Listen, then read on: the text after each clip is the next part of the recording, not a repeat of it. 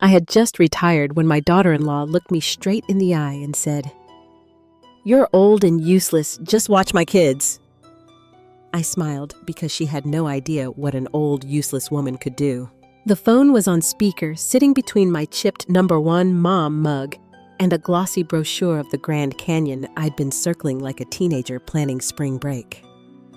Outside, autumn pressed its cheek against the kitchen window, gray sky, damp light, the maple tree shedding gold, like it was tired of pretending. Sam's voice was honeyed, but her pauses were measured, each one a countdown.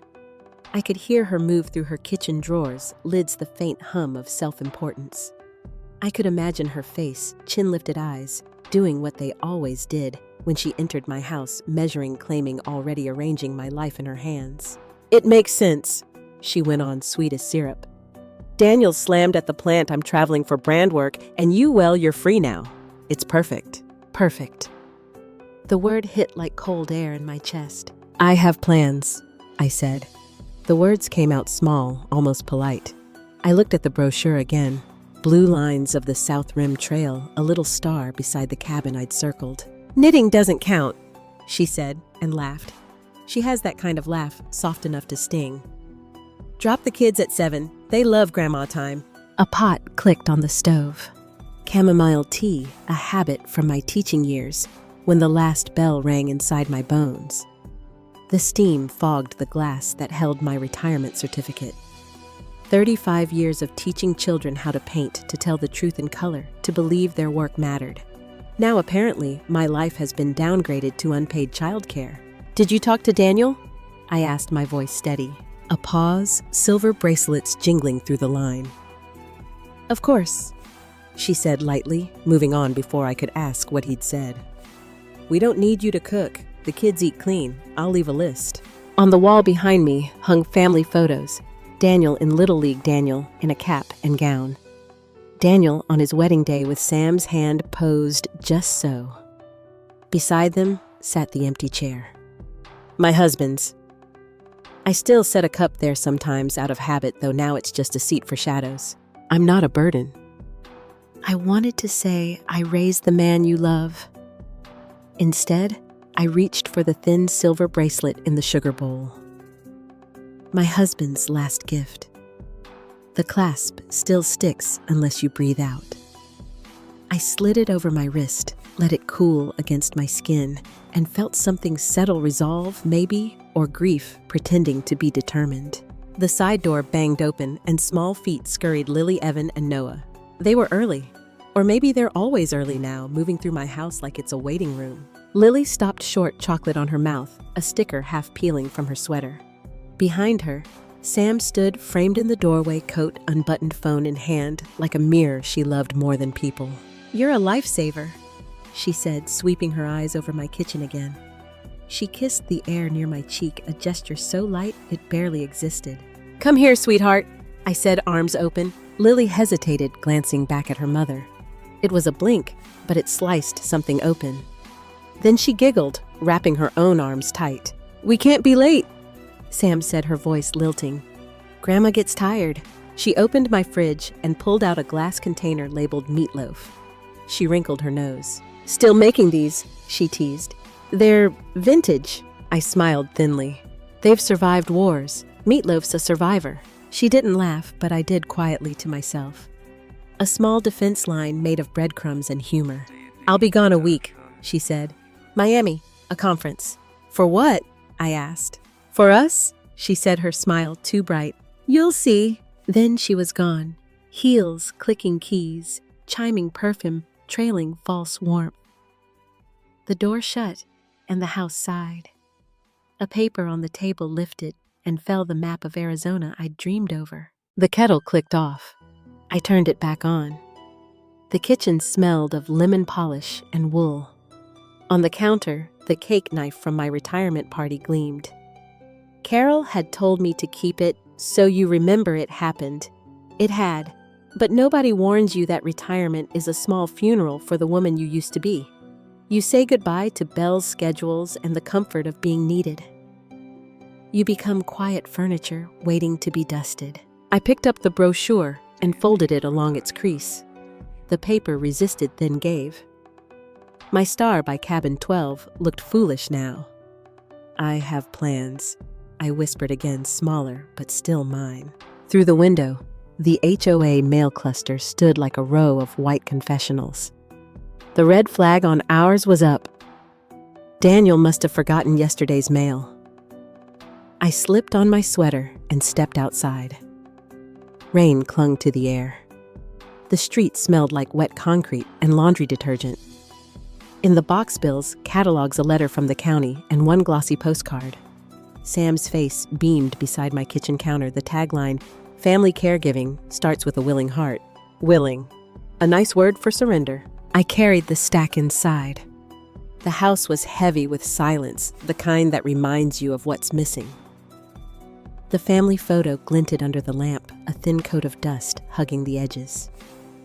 I wiped it with my thumb. The reflection showed the same empty chair again, his chair, and my own outline beside it. Two absences share a frame.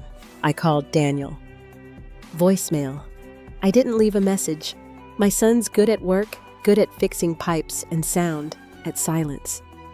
But he's never learned how to stand between two women when one smiles and one bleeds. The kettle screamed again. I turned off the stove and found the bracelet's clasp with my thumb, the slight catch that demands a breath. I exhaled, and for a moment I felt steady. Then I took the brochure and tore it in half, then into quarters. Paper snow fell on my plate. I've never believed in loud revenge. 35 years in classrooms taught me that quiet frightens bullies more than shouting ever could. I swept the pieces into the trash. A red heart sticker from the grandkids' old Valentine set clung to the edge. I peeled it off and pressed it on my wrist under the bracelet, a ridiculous patch for a wound nobody could see. By late afternoon, the light turned pewter. I labeled the kids' freezer meals each with their names because that's what responsible people do even when their hearts feel irresponsible. I set a place for myself, then took the fork back, unwilling to pretend. Night came early. I washed the #1 mom mug and filled the kettle again. Steam rose like a whisper of who I used to be. Then I picked up the phone, the old landline that still clicks when it connects, and dialed Ruth. She answered on the second ring, voice rough but kind. "I knew that number would show up one day," she said. "What happened, Meg?" "She called me useless," I said. My voice didn't break, it just settled. Ruth exhaled a sound half laugh, half sigh. "Then she's about to find out what useful really looks like." I smiled, my first genuine smile all day. That night, I brewed chamomile tea, called Ruth, and said 4 words I'd never said before. "It's time to fight back." She used to call me her hero. Now she calls me her babysitter. That was the first thought that came to me the next morning as I stood in front of the mirror, brushing my thinning gray hair into something that at least looked deliberate. The silver bracelet on my wrist caught the light, a quiet reminder of the promise I'd made to Ruth the night before. Fight back. I didn't know what that meant yet, not really. You don't go from teacher to soldier overnight. You start by watching. Teachers are good at that. The smell of barbecue hit me long before I reached the backyard. Sam was already out there arranging red and white checkered tablecloths like she was shooting an ad. She'd told me she wanted to throw a family appreciation day. For whom she didn't say. The grill smoked under Daniel's nervous supervision while the kids ran in circles chasing each other with plastic swords. "Mom," Daniel called. "Could you set out the lemonade?" There was a time when that word "mom" was enough to make me move faster.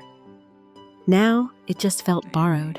I poured the lemonade into a pitcher, the ice clinking like applause that wasn't meant for me.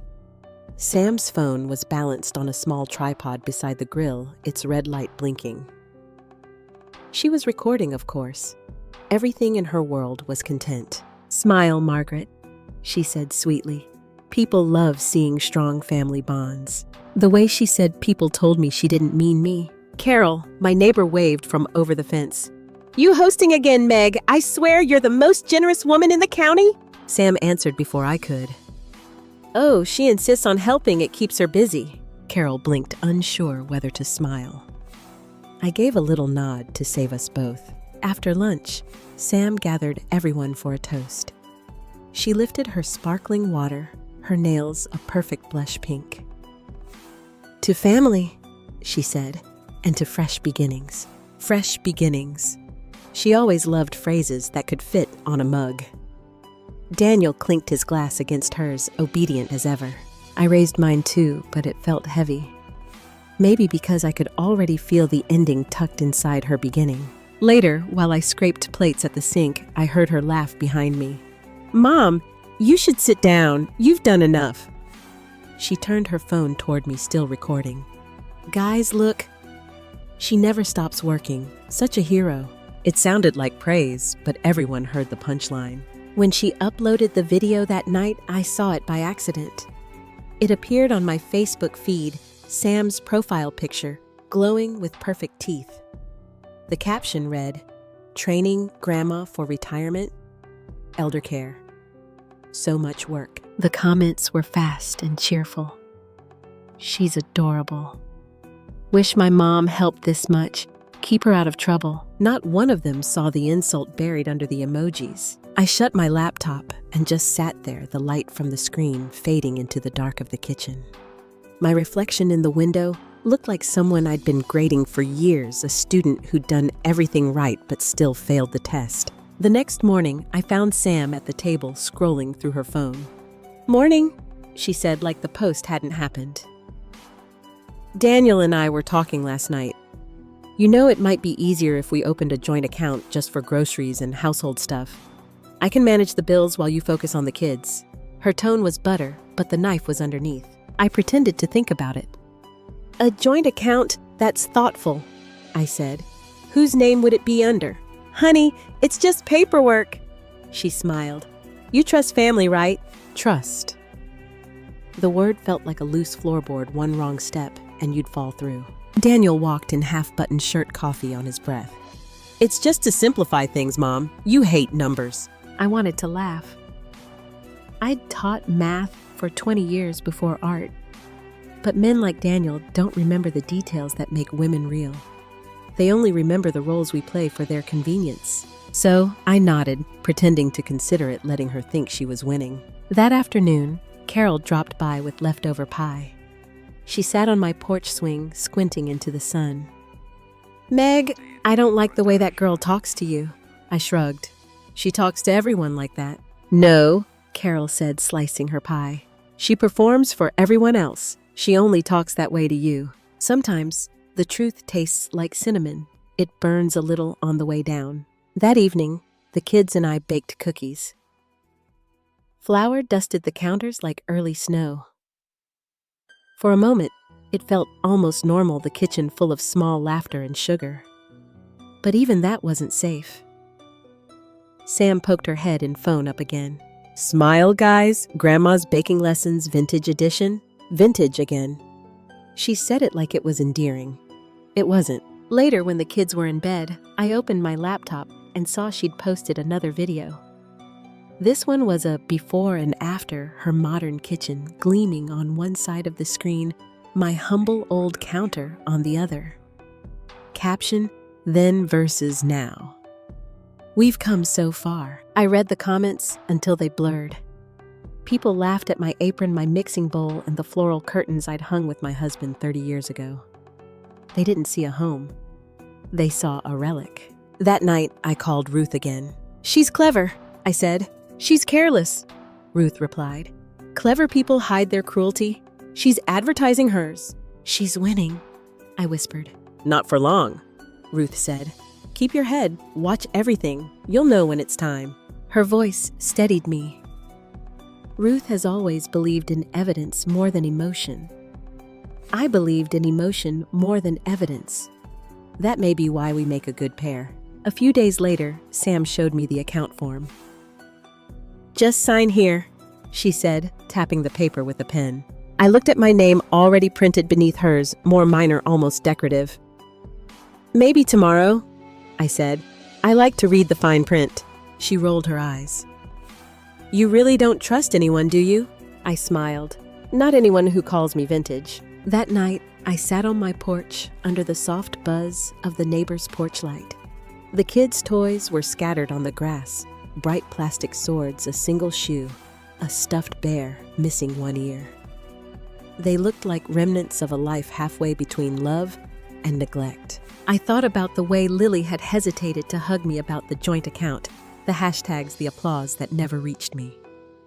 And then I thought about Ruth's voice. Watch everything. Fighting back didn't start with confrontation. It may have started with noticing. I took a deep breath, the cool air filling my lungs, and whispered to the night, I'm watching now. Inside, my phone buzzed a new notification. Sam had posted another video. I didn't click it, not yet. I just stared at the dark reflection in the screen and said softly, that night, I realized humiliation wasn't the end of my story. It was my training.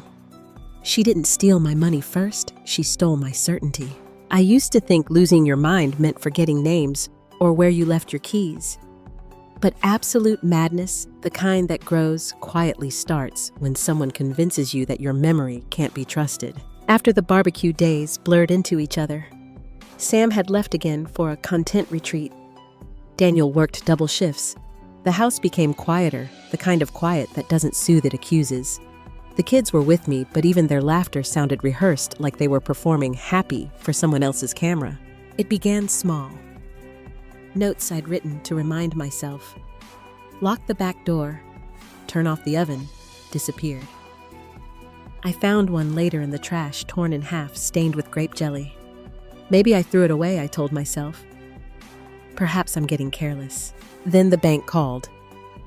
Mrs. Ellis, we just wanted to confirm the withdrawal. What withdrawal?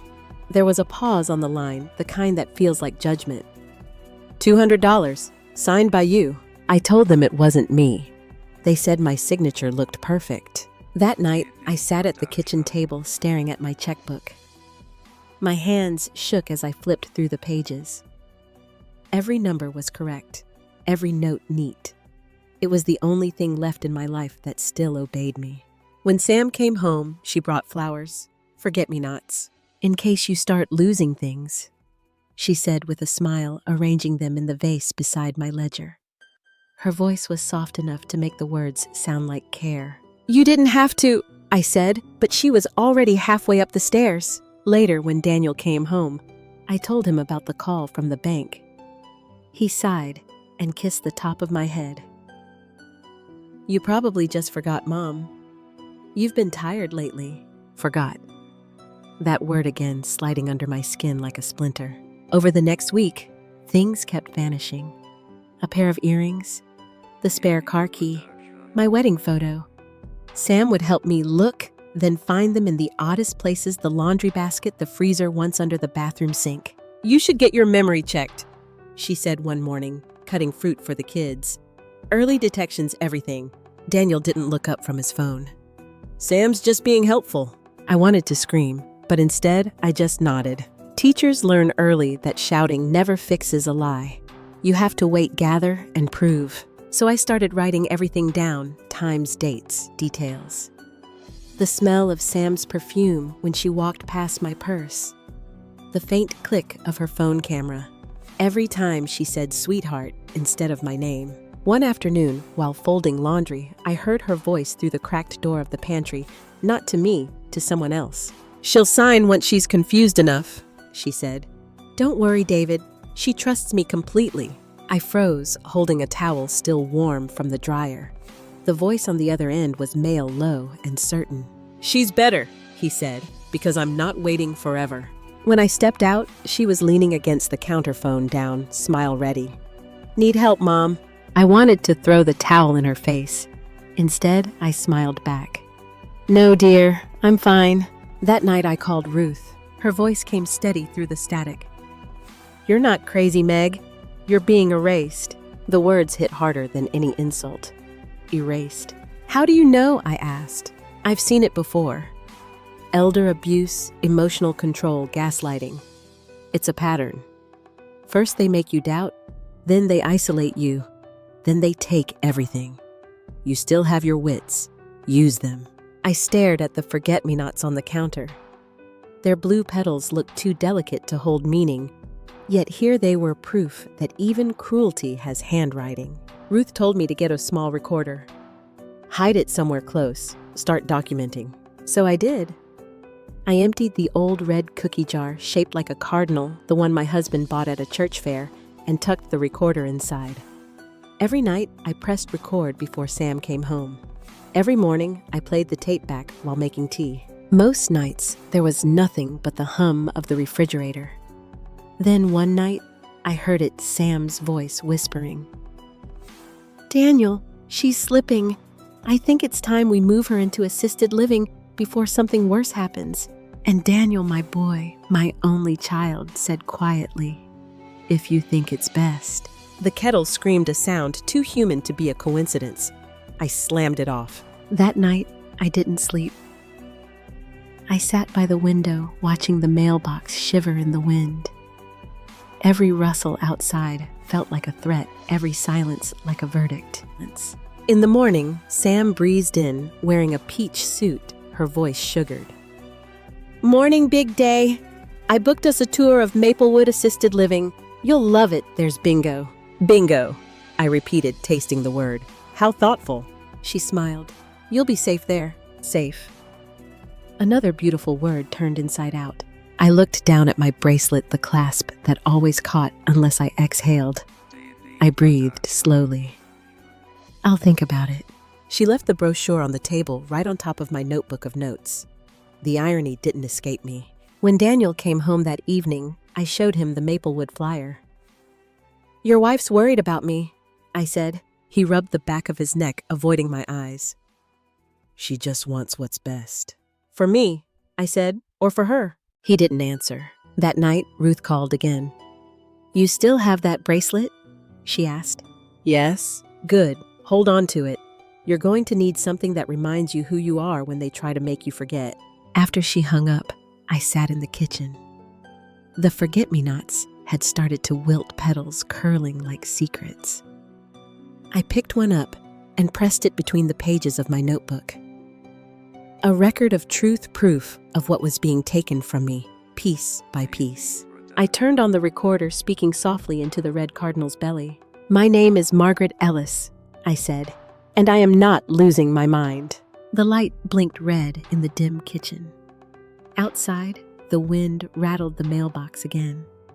Somewhere upstairs, Sam's laughter drifted through the vents, soft, confident, victorious. But downstairs, I had proof. If she wanted me to forget, she should have started before I became a teacher. I remember everything, and now I'll make her remember me. The night she called me useless, I pressed record, and finally became dangerous.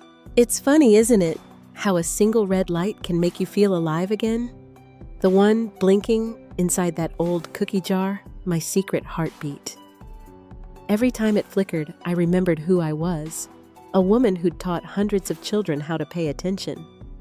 Now, I was teaching myself the same lesson. The house smelled faintly of smoke that week, maybe from the grill, maybe from everything inside me burning. Sam's perfume clung to the curtains. It had that heavy sweetness that stays even after the person leaves. I began to catalog every scent, every sound, every missing thing. Teachers know patterns. Abusers always have one. I kept my notebook under the cushion of the couch next to my bracelet and the pen Ruth gave me. She'd stopped by that morning bringing donuts and a folder. "You want justice, Meg?" she said, tearing her cruller in half. "Then we build a case, not a war." "I'm not sure I can do both," I told her. "You can," she said, "because you're not the weak one here. You just forgot how strong you used to be." That night, I pretended to misplace my bank folder. Sam hovered beside me like a nurse with a hidden camera. "Oh, bless your heart," she said. "You're really losing track of things lately." I smiled. "Maybe you could help me, sweetheart. You're so organized." She did. She opened the drawer, pulled out the folder, and started flipping through the papers like she owned them.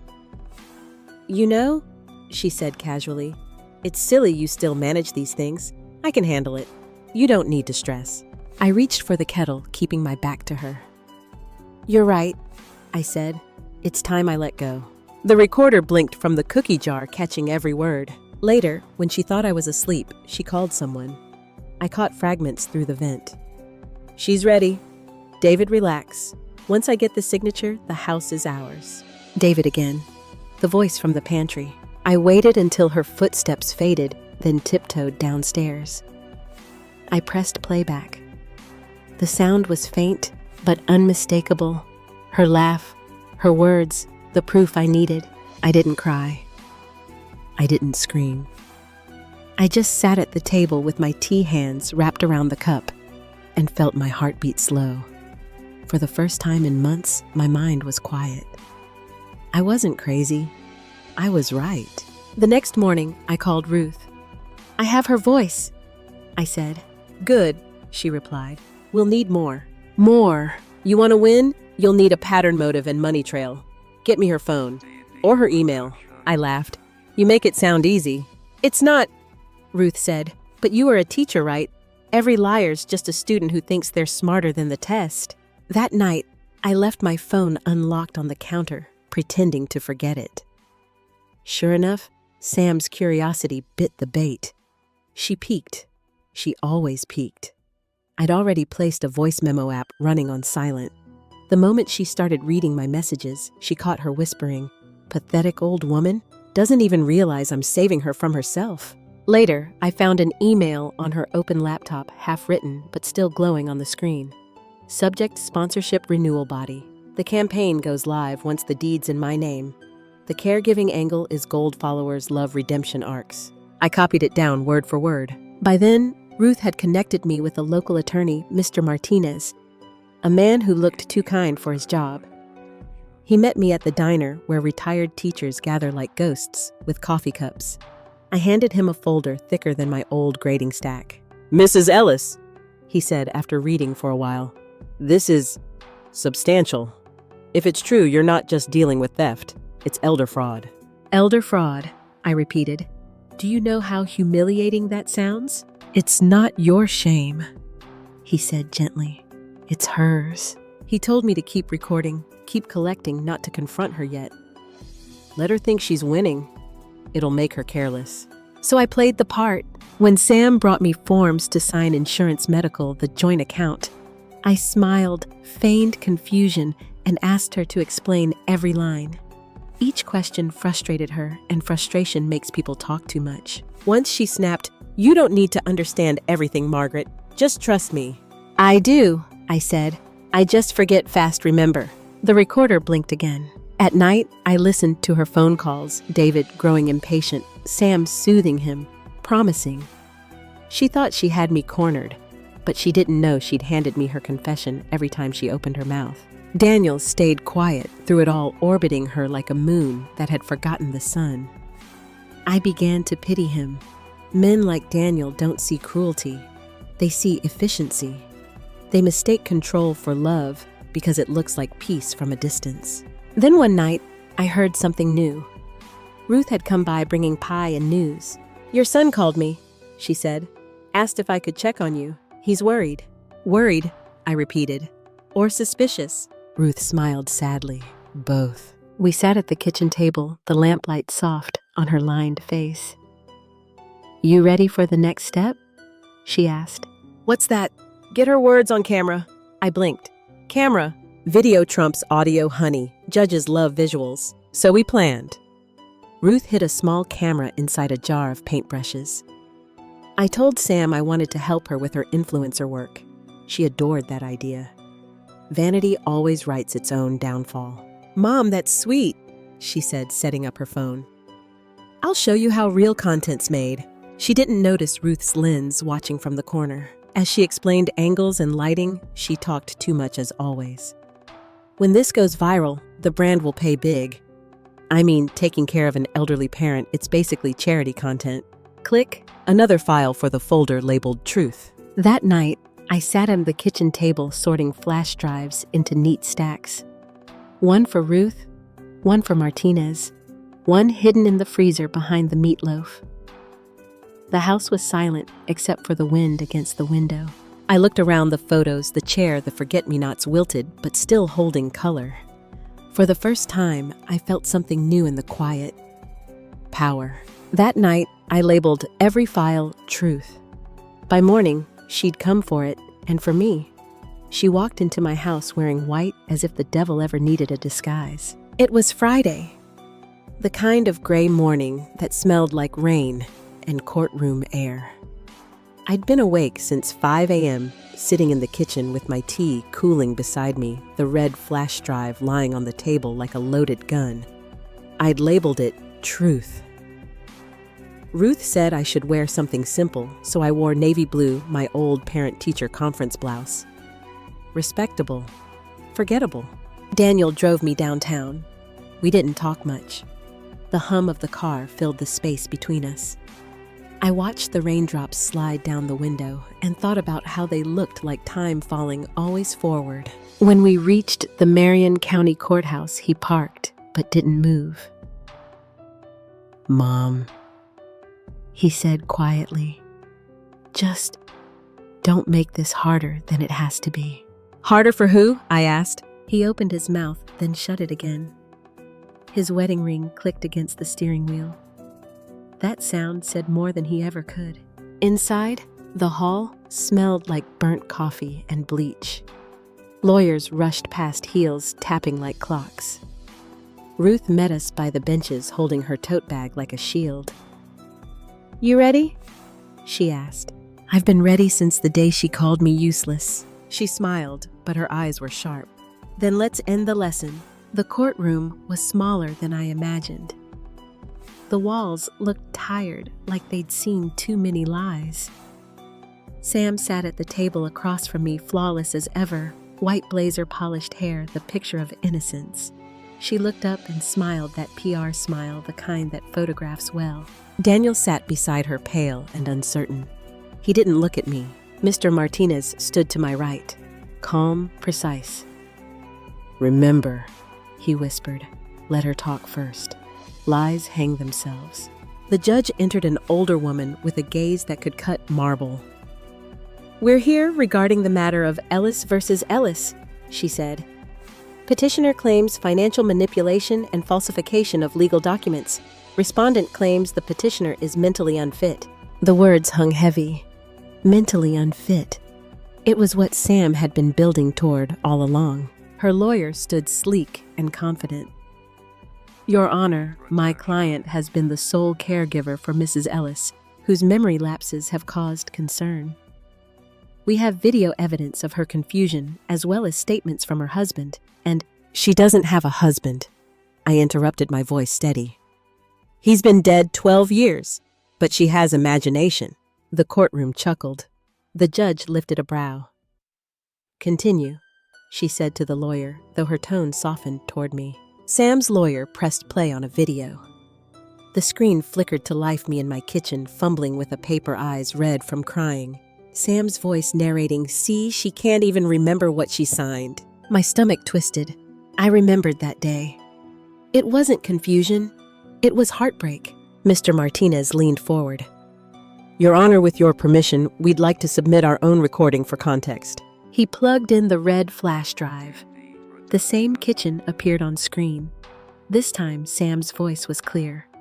"Once she forgets everything, I'll have the house and Daniel won't fight." Gasps filled the room. The judge froze, then looked up. Sam shot to her feet. "That's been edited." Martinez stayed calm. "We have time-stamped backups and corroborating emails from the brand sponsorship you mentioned, Mrs. Ellis." Her face drained of color.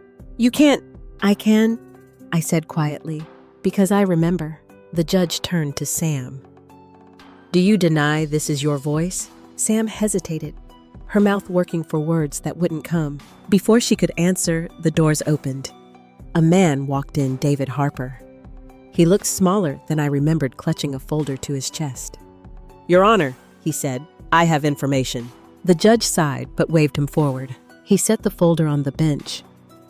"She told me she'd sell the house, that she'd pay me back after she handled the old lady." He looked at me. I didn't know it had gone this far. Sam's chair screeched back. "You traitor!"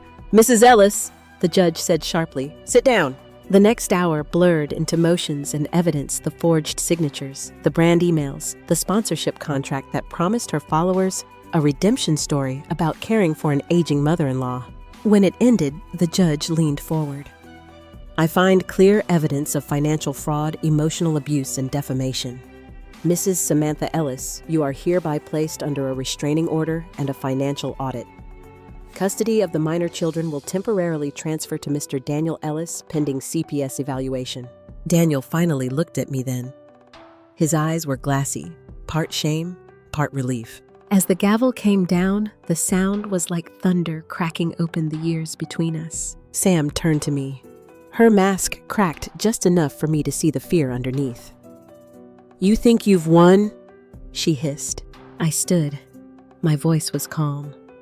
"No, I think I've taught you something." The bailiff moved closer. "Ma'am, please step back." But I didn't need to. She was already shrinking. Ruth slipped her arm through mine. "You did it," she whispered. "I didn't," I said softly. "The truth did." Outside, the sky had cleared. Rain puddles reflected the courthouse steps, each ripple like a breath released. Reporters were there asking questions I didn't answer. I just smiled for the first time in months, small, honest. Daniel walked beside me silent until we reached the car. "Mom," he said, voice breaking. "I should have believed you." I turned to him. "Belief isn't something you're given, Daniel. It's something you earn back." He nodded, eyes wet. "I will." At home, the house was quiet again, but this time, it was peace, not absence. The forget-me-nots by the window had wilted, but I didn't throw them out. I let them be. Even dying flowers remember who they were. I made tea the same way I had the day this started. Steam rose like forgiveness, slow, hesitant, real. When she turned to look at me, I didn't see anger. I saw fear, and that was enough. They say the quiet after a storm feels heavier than the thunder itself. Maybe that's true, but this silence, the one that came after the verdict, wasn't heavy. It was full. It had been 2 months since the hearing. The house no longer smelled of fear. It smelled like cinnamon and paint and coffee. My son had repainted the kitchen walls pale yellow, like sunlight, he said. I didn't correct him. It was close enough. Sam's things were gone. Her white blazer, her perfume, her perfect smile erased from these rooms like chalk wiped clean. Daniel and the kids had moved in for now, to rebuild, as he called it. The words still felt foreign on my tongue. Rebuild. I'd been surviving so long, I'd forgotten that meant living. Most mornings, I woke before dawn. Habit. Old teachers never forget the rhythm of early hours. I'd sit by the window, my tea steaming beside the notebook that started all of this, the one filled with evidence, pain, and my own handwriting. But lately, the pages had new things too. Grocery lists, recipes, notes about the kids. Life returning, line by line. Chloe 10, sharp as a tack, had taken to baking with me. She liked to boss her brothers around, which made me laugh, because it was exactly what I used to do with my students. Aiden mowed the lawn without being asked, and Leo, the youngest, always sat at my feet humming while he drew. The first time he called me Grandma.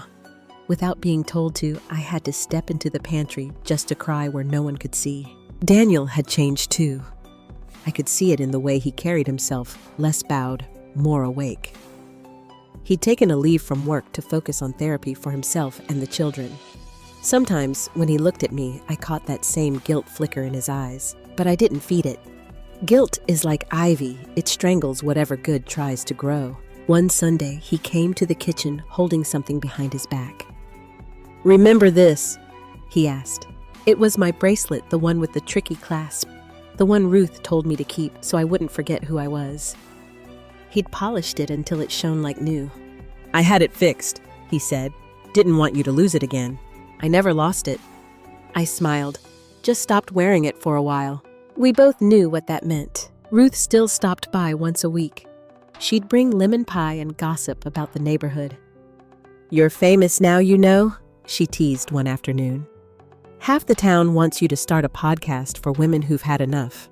I laughed until my stomach hurt. The world doesn't need another angry grandmother ranting into a microphone. She pointed at me with her fork. "Maybe it does." Her words stuck with me. That night, after everyone was asleep, I sat at the kitchen table with my laptop. I opened a blank page and started typing. The story poured out faster than I expected. Not the version full of shame and betrayal, but the truth. A woman called useless who proved otherwise. I called it the Quiet War. Weeks later, I printed a few pages and brought them to the library's writing group. When I finished reading the first chapter aloud, a woman with gray hair squeezed my hand. "You told my story," she whispered. I realized then that I hadn't just rebuilt my life. I'd built a bridge. The seasons turned. The forget-me-nots by the window bloomed again. Their petals were lighter this year, almost white, as if the soil itself had forgiven. One evening, Daniel and I took the kids to the park.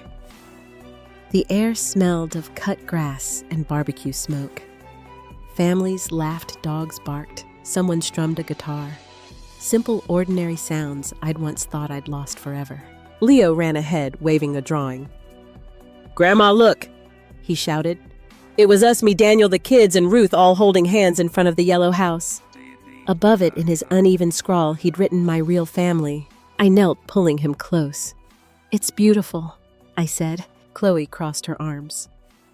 "I told him to draw you taller." We all laughed, even Daniel. On the drive home, the sunset spilled across the horizon like melted copper. Daniel cleared his throat. "Mom, I've been thinking, maybe we could turn the garage into a classroom. You know, for tutoring? You always said you missed teaching." I smiled. "You just want free homework help for the kids." "Maybe," he admitted. "But also, I think people could use what you have. Patience, strength." I looked at him, the man who'd once doubted me now seeing me for who I'd always been. "All right," I said. "We'll call it Ellis Learning Room. First lesson's free." When we got home, I tucked the kids in. Leo whispered, "Grandma, are you happy now?" I thought about it. The years of giving, of being overlooked, of fighting back, of standing alone, and now surrounded by love that was finally real. "I'm more than happy," I said softly. "I'm home." Downstairs, I poured one last cup of tea and sat by the window. The night air smelled of spring. Across the street, someone's porch light flickered on steady, warm, ordinary. On the table lay my notebook, still open. At the bottom of the page, I wrote, "Sometimes the greatest revenge is simply to live truthfully and loudly in the light of your own dignity." I closed it, slid my bracelet back on, and whispered to the quiet house. Lesson complete. In the end, I learned that betrayal doesn't always arrive with violence. Sometimes it walks in wearing a smile and calling you mom. Family can wound in ways strangers never could because they know exactly where your soul is soft. I spent years mistaking silence for peace, obedience for love, and sacrifice for gratitude. But the truth is, when love demands your dignity, it's no longer love, it's control. Being told I was old and useless broke something inside me, but what shattered wasn't my worth. It was the illusion that family always means safety. Age does not erase wisdom. It sharpens it. Kindness is not weakness. It's the calm before justice. Sometimes the most painful battles are fought in quiet kitchens, not courtrooms. And sometimes the strongest revenge is to rebuild your life where they said you couldn't. I realized that boundaries are not walls. They are doors with locks that protect your peace. That day, I stopped asking to be respected. I started demanding it through action. Forgiveness, I've learned, isn't about letting them back in. It's about letting yourself out. I used to think surviving was enough. Now I know that living truthfully is the real victory. There's no shame in being broken. The shame is pretending you're fine while others profit from your silence. People will call you dramatic, bitter, ungrateful until they see you happy without them. Then they'll call you selfish because freedom frightens those who depend on your submission.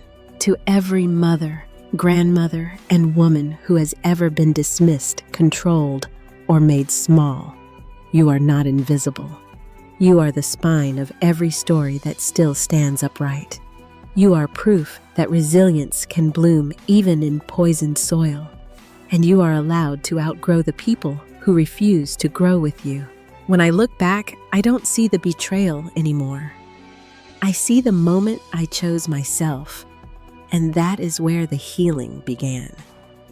Because the opposite of betrayal isn't revenge, it's self-respect. And the opposite of hatred isn't love, it's freedom. I used to whisper prayers for them to change.